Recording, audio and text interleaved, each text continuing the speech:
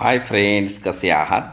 बघा, आपल्यासाठी हे गणित आहे की सकाळी 10 वाजलेपासून ते रात्री 10 वाजेपर्यंत, सकाळी 10 वाजलेपासून ते रात्री 10 वाजेपर्यंत मिनिट काटा हा तास काट्याला किती वेळा ओलांडेल? प्रश्न असा आहे. तर त्या अगोदर एक गोष्ट लक्षात घ्या की सकाळी 10, हे पहा, सकाळचे 10 ते रात्रीचे 10 म्हणजे हे होतात संबंध टोटल 12 तास. सकाळचे 10 ते रात्रीचे 10 12 तास होतात.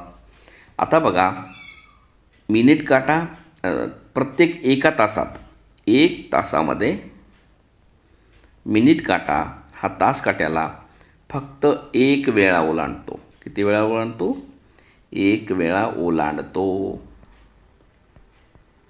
तर बघा, एका तासात मिनिट काटा तास काट्याला एक वेळा ओलांडतो.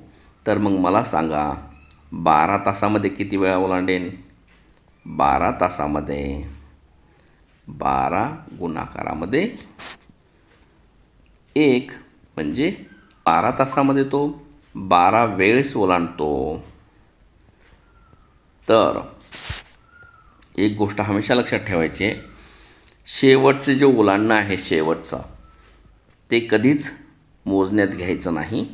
म्हणून 12 वेळेस वजा 1 शेवटच्या वेळेसचं ओलांडणं सोडून द्या, म्हणजे 11 वेळेस तो ओलांडेन. उत्तर काय मिळालेलं आहे? 11 वेळेस.